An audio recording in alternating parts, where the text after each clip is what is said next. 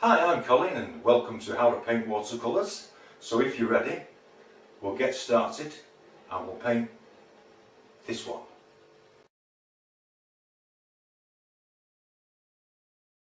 Hello and welcome back to How to Paint Watercolors with me, Colin. I've already stretched my paper. This is £140 Bockingford and I'm just leaving a thin film of water on, mopping up any excess water from around the edge, minimise any runbacks. Naples yellow, just here a little bit. This colour's Terra Verte, Payne's Grey and French Ultramarine. Careful as we hit the yellow. Stronger version of the French Ultramarine, Terra Verte and Payne's Grey. This will dry an awful lot lighter. Payne's Grey can be a very fugitive colour. I'm just going to add a touch of yellow ochre on this side.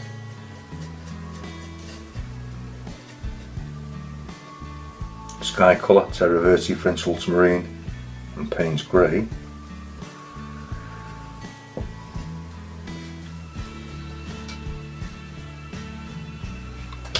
Now I just want to pull some of the sky colour into the Naples yellow.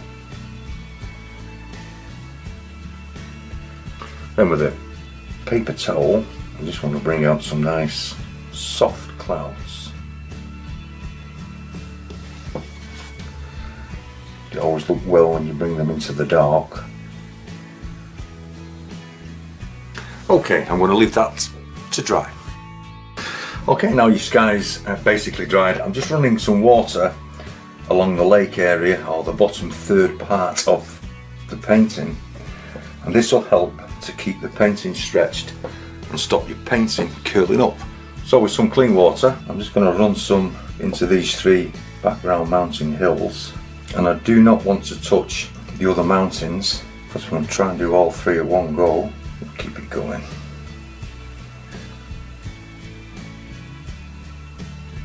With the bluer shade of the Payne's Grey, Terra Verte and French Ultramarine,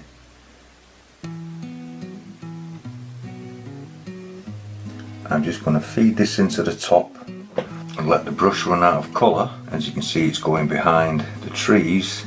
I just want a hint of it really. I'm going to allow it to draw down on the mountain here. Come down on its own accord and just let it drift. Touch of the darker mixture, the French Ultramarine, Terra Verte and Payne's Grey.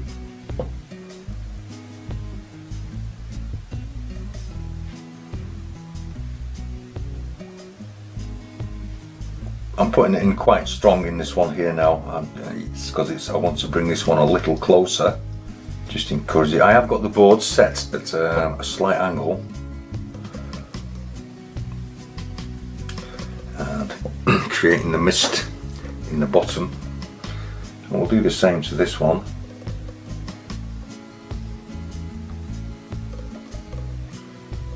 Just encouraging it to flow. Then with the stronger colour, Terra Verte, French Ultramarine and Payne's Grey, we're just going to add this in quite a bit stronger than that back mountain.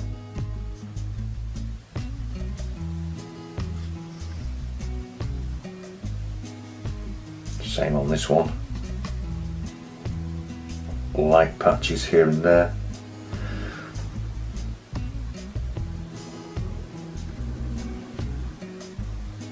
This side will be in shadow. So I'm just going to take a little bit of paint off here and there, just to indicate some crags.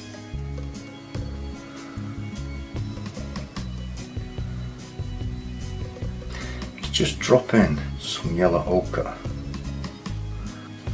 just along the shoreline.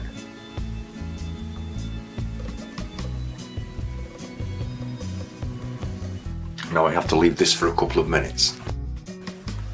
Okay, this is dried off a bit and I'm taking a kitchen towel and I'm screwing up into a pointed corner, and with this I'm just going to lift off some paint.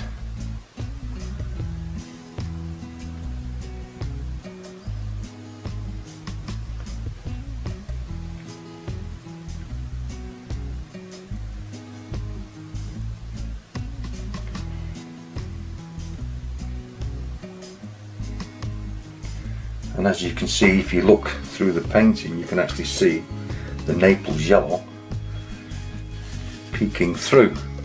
Try not to get carried away with this. And we do need this now to completely dry off. All I've done here is just I've re-wet the background where the background trees are, and with some raw umber, French ultramarine and yellow ochre, I have just dragged these in. I forgot to turn the camera on, my apologies. Just drag them in. I'll just go through it quickly again.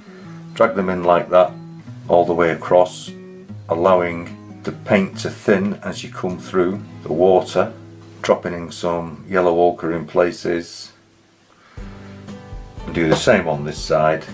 Now we leave this to dry. Okay, now your middle ground or background trees have just dried off. This is Hooker's Green, Payne's Grey and French Ultramarine, and I'm just going to put the tops of these evergreens in with a very fine detail brush. And I'm just going to bring out one or two twigs up here just to start them off. This is a lighter mixture of the Hooker's Green, Payne's Grey and Ultramarine, just allowing slightly more of the green to show through. And I'm just going to begin to drop this in, just creating the tree shape as we come down. You can see how easy that is.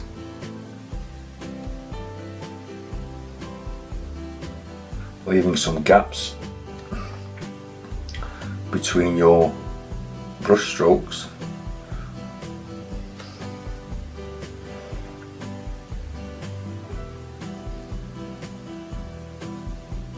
Then with the darker mixture of that, I'm just going to drop this in. Same colour but darker. Just has more Payne's Grey in it, darkening the right hand side of this tree. All going in wet into wet, and at the bottom, as we come down into the bushes, a little bit on this one as well, darkening off the bottoms.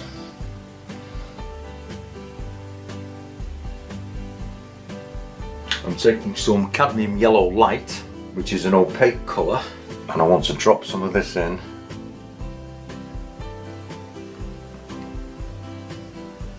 on this left hand side of the tree on the foliage, and as you can see it will push and mix with the other colours to produce your lighter highlight colour. And just repeat the process all the way through, and as this will take a few minutes to do, maybe 10 minutes, I will turn the camera off. I will have a look to see what they're like when they are finished. Okay, welcome back. Hopefully you've got your trees looking something like this, and I'm just going to re-wet under the trees here where the little island is, and I'm just going to drop some colours in. I'm going to start off with the yellow ochre, nice earth colour. Just bring it up into the bushes, Naples yellow on the edge. Okay, running along the bottom of that, this is burnt sienna and French ultramarine. I'm just going to add this along the bottom here in a broken edged fashion like that. Some in the bushes as well, because you always get a bit of dirt and a bit of dark, and a bit of greenery, which is your Hooker's Green, Payne's Grey and Ultramarine. And I just want to add this in as well. Don't over mix them. And into that we also want the darker mixture of that, which is just more Payne's Grey in it.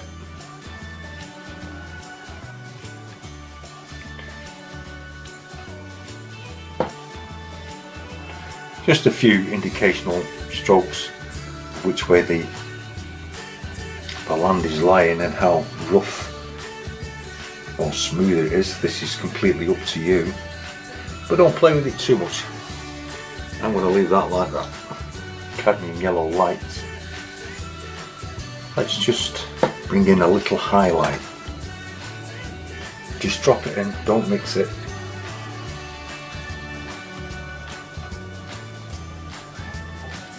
And now we're going to leave this to dry. I'm just taking some of the burnt sienna and I'm just going to drop some of this in just to create some browns and darks for these bushes.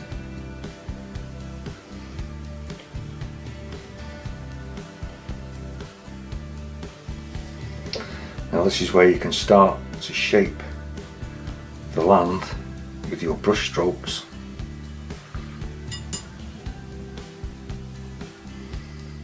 Now the really dark green.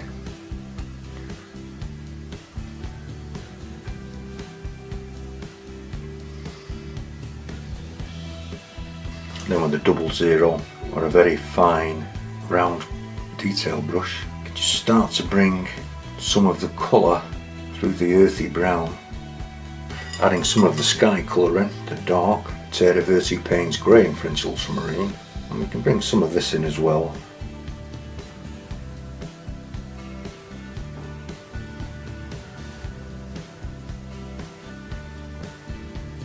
And we're going to leave this to dry and then we'll move on to the water. Okay, now your island's dried and your trees are dry, just re-wet the whole of your lake area. So I'm just going to put basically the sky colours in, and this is the Naples yellow in here, and I do want to leave just a little white gap between the land and the water. I just want to run some of the yellow ochre in as well, right along the edge. Bring the sky in here, sky colour. Terra Verte Payne's Grey and French Ultramarine.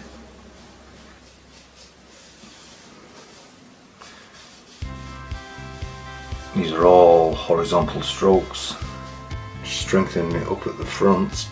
Then with a stronger tone of the Hooker's Green Payne's Grey and French Ultramarine, which is your shadow cloud colour. We're going to bring this in.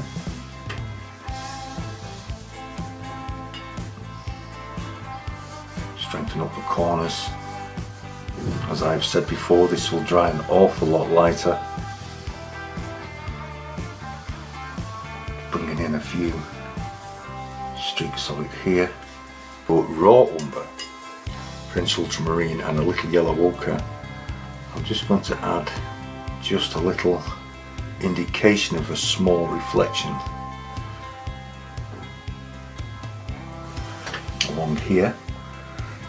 I don't want large reflections here, otherwise it would mean if I did that I would have to put the mountain reflections in, which would make the painting very, very busy. Strengthening up the corners again.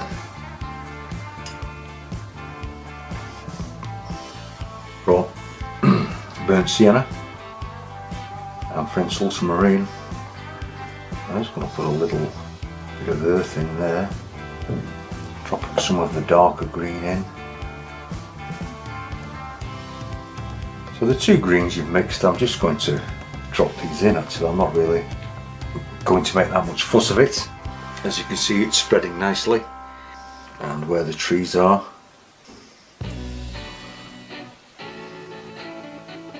I'm just going to allow them to spread out. Just spread it along the bank. Oh, this is great fun. Then with your stronger mixture of Hooker's Green Payne's Grey and Ultramarine, we're going to drop this in as well. Not everywhere, just enough to make it really dark.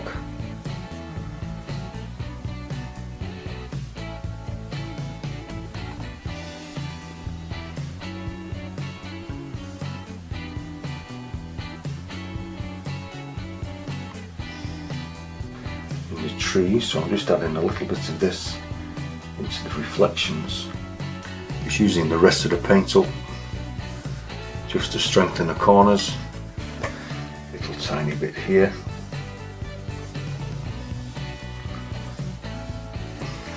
And then we're going to leave all this to dry.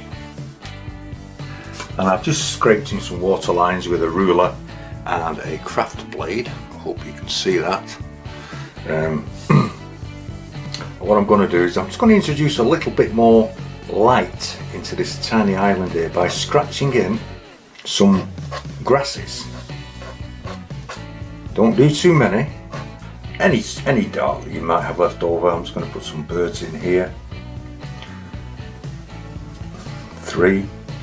I just want to put some dark grasses coming into the light here. Don't have them all going the same way. And the same on this side as well. Bring them into the light. Tufts of grass into the water. Maybe just a tiny bit of reflection. And once you've done that, this is where you get round to the best bit. This is where you get to sign it, mount it and frame it. I hope you've enjoyed this video. If you have, please click the like button and subscribe. And if you wish to see any more painting videos I've made for YouTube, I will leave a link in the description box. Please feel free to click on that and that will take you straight to them. I hope you've enjoyed this demonstration and I'd like to thank you all very much for watching. Thank you.